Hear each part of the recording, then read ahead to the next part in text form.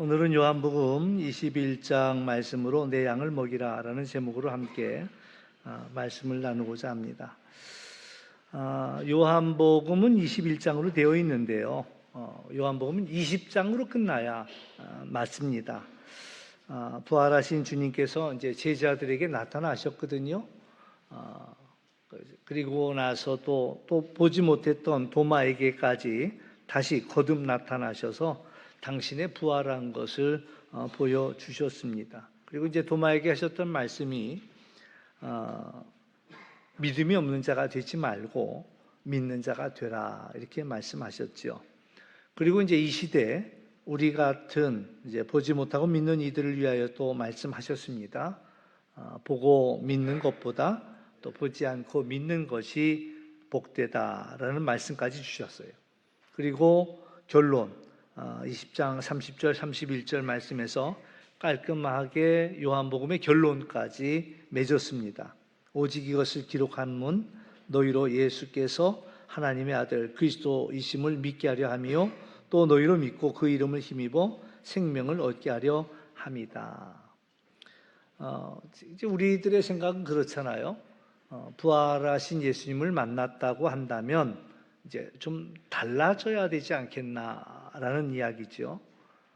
이 제자들 같은 경우도 한 번이 아니라 두 번 거듭 부활하신 주님을 만나서 손에 못자국도 보여주셨고 또 옆구리에 창자국도 보여주셨고 그럼 이제 이쯤 되면 제자들의 모습은 달라져야 한다라는 생각이 있습니다.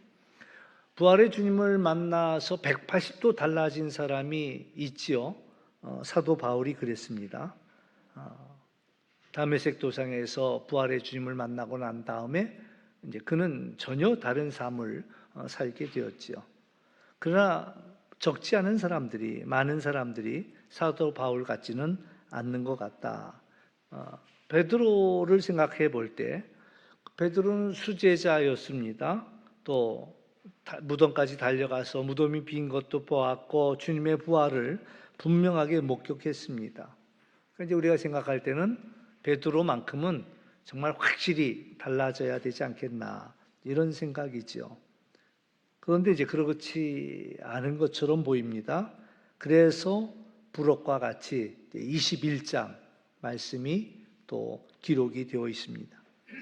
오늘 본문을 보면 그들은 디베랴 호숫가에 있습니다.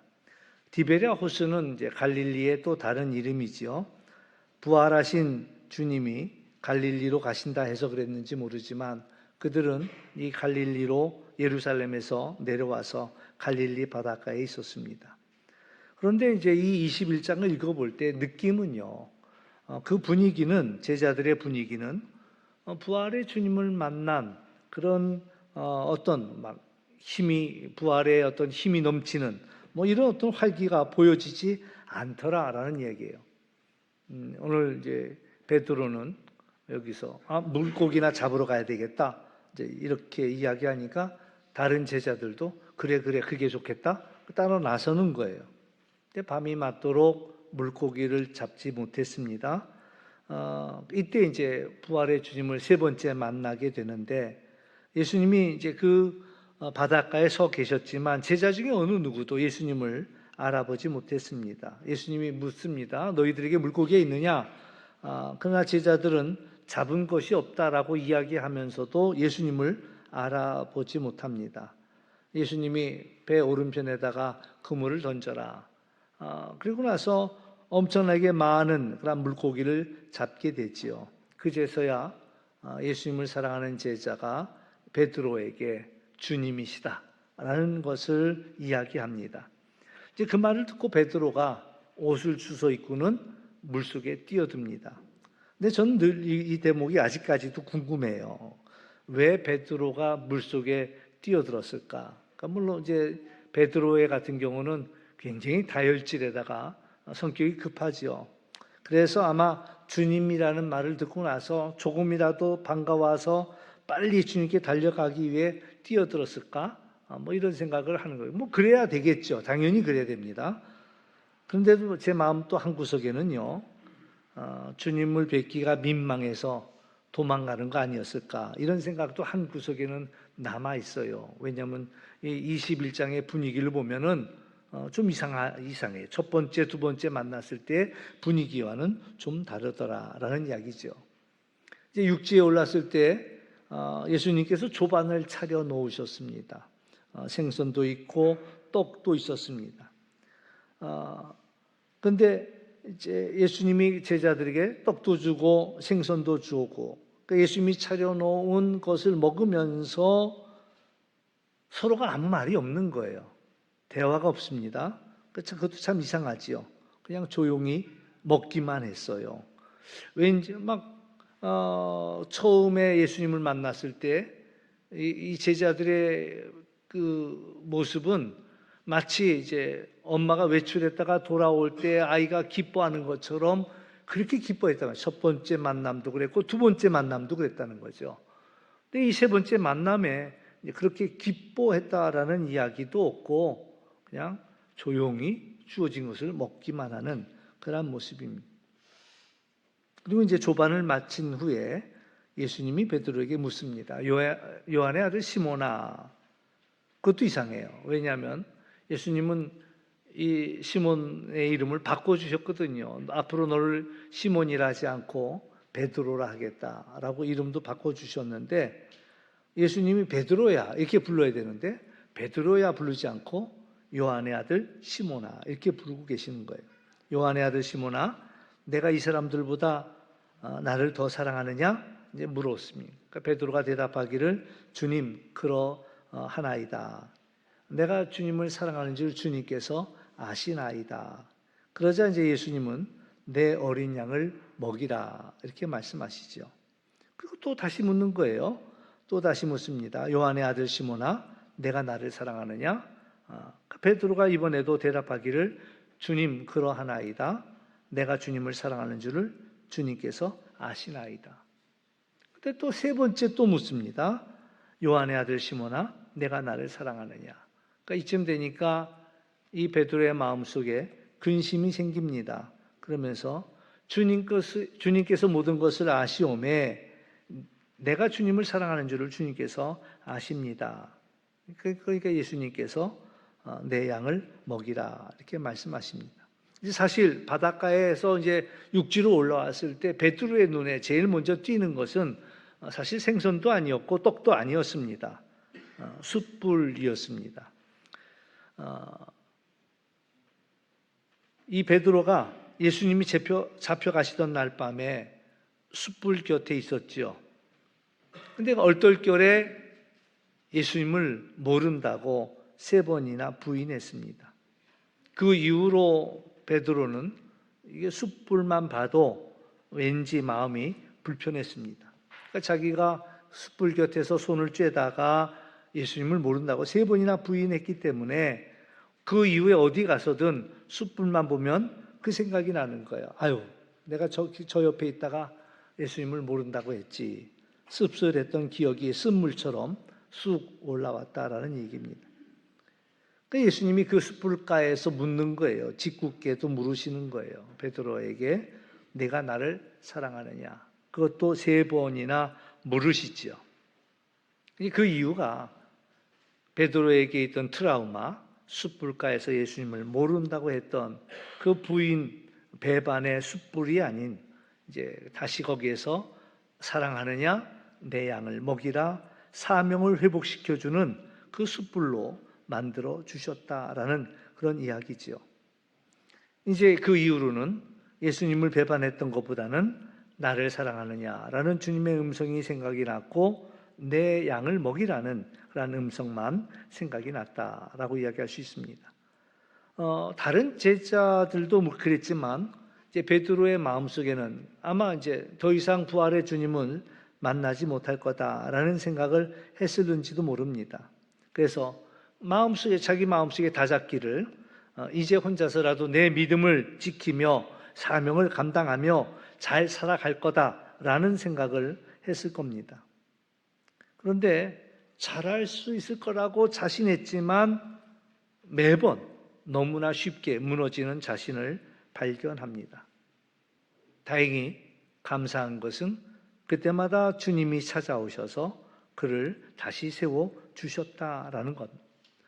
우리 생각에는 부활의 주님 한 번만 만나도 우리의 삶은 완전히 달라질 것 같은 그런 생각, 전혀 새로운 삶을 살아낼 것 같은 그런 생각이 있지만 제자들도 그랬듯이 그냥 어떤 문제를 만날 때마다, 풍파를 만날 때마다 너무 쉽게 좌절하고 주저앉는, 그게 우리 인생의 모습입니다.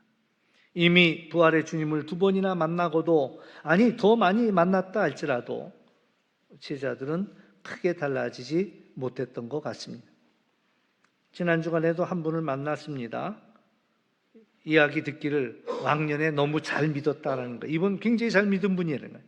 믿기만 잘했습니까? 또 열심히 가르치고 열심히 봉사도 하셨답니다.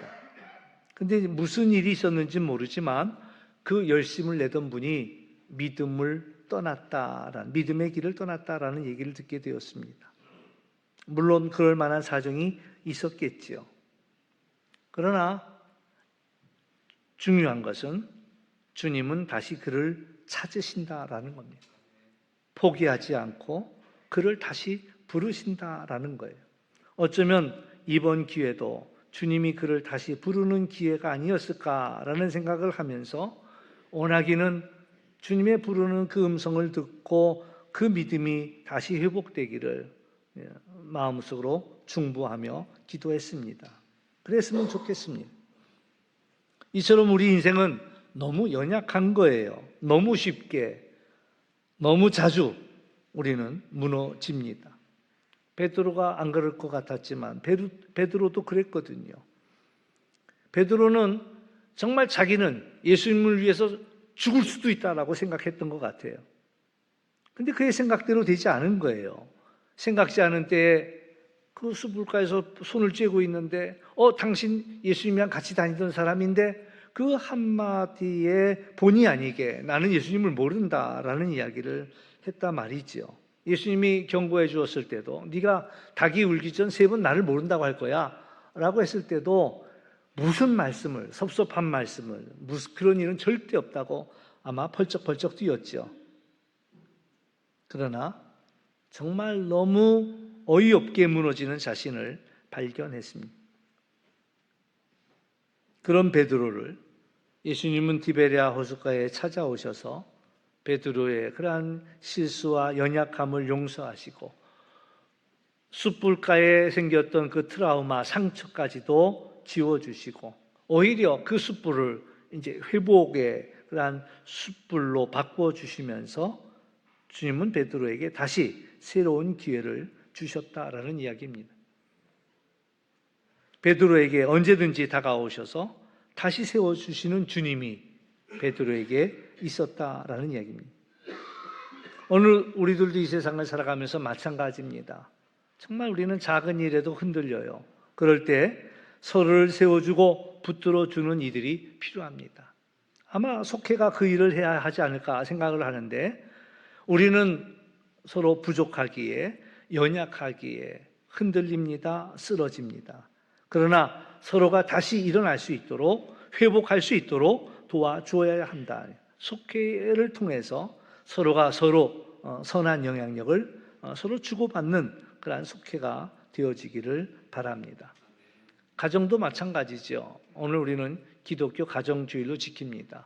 5월 5일이 어린이날이기도 하고 5월 8일이 어버이날인데 그것을 이제 우리는 묶어서 기독교 가정주일이라 해서 먼저 주일을 지킵니다. 그러면서 우리가 생각하는 것은 하나님이 우리에게 주신 가정의 소중함이에요. 하늘나라의 비밀이 가정 안에 다 담겨져 있습니다. 이 세상의 어떤 모양도 우리 가정과는 다르지요. 세상에는 약육 강식입니다. 약한 건 다 잡아먹히고 강한 것들이 다 잡아먹는 세상이지만 우리 가정에서만큼은 연약한 자를 더 돌보아주고 또 나누어주고 또 사랑해주고 이런 것들이 가정이 다르죠. 이처럼 가정의 소중함을 우리가 되새기면서 서로를 세워주고 격려해주는 그러한 이들이 되었으면 좋겠다. 부모가 자녀들의 얼굴을 빛나게 해주고 자녀들이 부모의 얼굴을 빛나게 해주면서 서로 세워주고 서로 격려해주는 그러한 가정, 쓰러지면 다시 일으켜 세워주는 그러한 가족으로 살아가시기를 주의 이름으로 축원합니다. 우리는 이 세상을 살아가면서 너무 쉽게 넘어지지만 낙심하지 마십시오. 오늘 말씀처럼 주님은 우리의 연약함을 아시고 그때마다 찾아오셔서 우리를 회복시켜 주시고 새롭게 하신다라는 사실입니다. 몇 번이고 찾아오시고 또 찾아오시고 또 찾아오시고, 그래서 우리가 끝까지 사명을 감당할 수 있도록 우리를 다시 세워주신다라는 이야기입니다. 그래서 우리는 낙심하고 의기소침할 수 있겠지만 주님은 찾아오셔서 용기를 주시고 다시 세워주신다라는 사실입니다.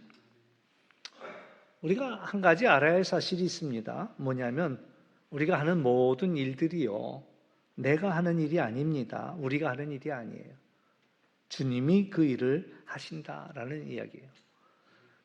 우리 안에 소원을 주신 분도 하나님이시고요, 또 우리 안에서 그 일을 행하시는 분도 하나님이시고요, 또 그 일을 완성하게 하는 분도 하나님이시다라는 사실입니다.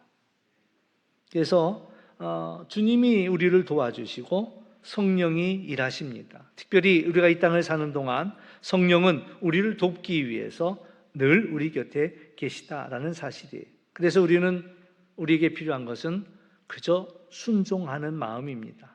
순종하기만 하면 주님이 이 모든 일들을 이루어 가신다라는 이야기예요. 내 재주가 아닙니다. 그러므로 내가 한다고 착각해서는 안 됩니다. 우리가 다만 순종할 때 하나님은 순종하는 자를 통해서 일하시고 역사하신다라는 얘기입니다. 그 증거 하나가 한 예로 전도를 들 수 있습니다. 전도하는 거 참 쉽지 않습니다. 우리가 나가서 전도하잖아요. 내가 전도한 그 사람이 나올 확률은요, 그렇게 높지 않습니다. 아무리 전도해도 잘 안 움직여요. 그러면 전도할 필요가 없는가? 그렇지 않습니다. 우리가 전도하잖아요. 그러면 우리가 전도하려고 했던 그 사람은 안 오는데 우리가 생각지 않은 사람이 와요. 내가 전도한 사람은 안 오는데 내가 전혀 생각하지 않은 사람이 오더라라는 얘기예요. 그러니까 하나님이 보내주시는 거예요. 우리가 전도하면 내가 이 사람 전도했어가 아니라 하나님이 그 사람을, 또 다른 사람을 보내주시더라. 물론 전도하지 않으면 아무도 오지 않습니다. 그러나 우리가 전도할 때 나는 이 사람만 생각하고 열심히 전도했는데 응답은 이제 다른 데서 하나님. 그러니까 모든 일들이 사실 그래요. 난 여기다 마음을 쏟고 있는데 그 응답은 이쪽에서 오는 게 아니라 우리 생각하지 못한 데서 하나님이 응답해 주시더라라는 일들이죠. 그러므로 우리가 중요한 것은 하나님의 말씀에 그저 순종하는 일들이에요. 순종하고 있다 보면 하나님께서 이 일을 이루시는 것이지 결코 내가 잘해서 이 일들이 되는 것은 아니다. 내가 최선을 다하니까 하나님이 보이지 않는 그 부분을 다 도와줘서 합력해서 손을 이루어 가시더라라는 그런 이야기입니다. 기도라는 것은요, 제가 이번에 또 깨닫습니다. 기도라는 것은 하나님의 시선을 끄는 행동이 됩니다. 여러분, 하나님의 눈에 띄고 싶습니까? 그렇다면 기도하는 시간을 많이 가지세요. 하나님이 기도하는 사람을 기뻐하시고 또 하나님의 사랑을 받는 비결은 그 기도하는 걸 하나님이 지켜보시거든요. 그래서 우리가 기도할 때 하나님은 우리의 모든 있어야 할 것들을 허락해 주시더라라는 그런 이야기입니다. 그래서 우리가 순종하면, 하나님의 뜻에 순종하면 하나님이 일하신다라는, 물론 내가 아무것도 안 해도 된다는 얘기하는 건 아닙니다. 그러나 내가 수고하는 것을 보시고 하나님께서 이 모든 일들을 합력해서 선을 이루도록 도와주시더라라는 그런 이야기입니다. 오늘 이 말씀을 준비하다가 결론은 마지막 귀절이 눈에 띄더라고요. 이 장황한 이야기, 디베라 바닷가의 이야기도 했고 또 특히 베드로에게 네가 나를 사랑하느냐라고 이야기하시면서 오늘 말씀의 결론은 나를 따르라라는 이야기예요. 나를 따르라. 네가 넘어질 수 있다. 넘어져도 괜찮다. 내가 그때 와서 다시 세워줄 테니 너는 나를 따르라고 주님은 말씀하시는 거예요. 처음 부를 때처럼 베드로가 아니어도 오히려 요한의 아들 시몬이었을 때 내가 너를 불렀을 때 그 부름처럼 나를 따라오너라. 나를 따라오라. 내가 너를 사람 낚는 어부되게 하겠다라고 처음 베드로를 부르셨을 때처럼 너는 나를 따르는 자가 되라고 말씀하십니다. 그래서 주님은 우리에게 묻는 것 딱 한 가지입니다. 나를 사랑하느냐? 그러면은 나를 따라와라 하는 그 음성을 듣고 우리가 부활 후를 살지만 우리는 매 순간 위기를 맞이할 때마다 흔들립니다. 넘어집니다. 그러나 중요하지 않습니다. 왜? 그때마다 주님은 우리를 찾아오셔서 우리를 다시 세워주실 것이고 우리에게 위로와 용기를 줄 것입니다. 그러니 나를 따라오기만 해라. 그러면 이 모든 일들을 하나님이 하신다라고 말씀하고 있다라는 사실입니다. 오늘 우리 모두 예수님을 사랑하고 예수님을 따라가는 우리 모두가 될 수 있기를 주님의 이름으로 축원합니다. 기도하겠습니다. 참 좋으신 아버지 하나님 감사합니다. 부활 후를 살아가는 우리들의 모습이 사뭇 달라야 할 터인데 또 부활 후를 살고 있는 이 베드로의 모습을 볼 때 또 넘어지고 약해진 모습들을 발견합니다. 그러나 주님께서 또 다시 찾아오셔서 그의 사명을 새롭게 하시는 모습들을 바라보면서 너는 나를 따르는 자가 되라 하신 말씀을 우리는 다시 귀담아 듣습니다. 주님, 저희들은 연약합니다. 그러나 주님이 함께 하실 때에 오늘도 주님께서 우리를 통해서 놀라운 일들을 이루실 줄을 믿습니다. 오늘 우리가 그저 주님을 따라가고 순종할 수 있는 저희들 될 수 있도록 인도하여 주시고 그 나라와 그 일을 구할 때 이 모든 일들을 이루어 가시는 주님을 알아차릴 수 있도록 도와주옵소서. 감사하며 예수님의 이름으로 기도하옵나이다. 아멘.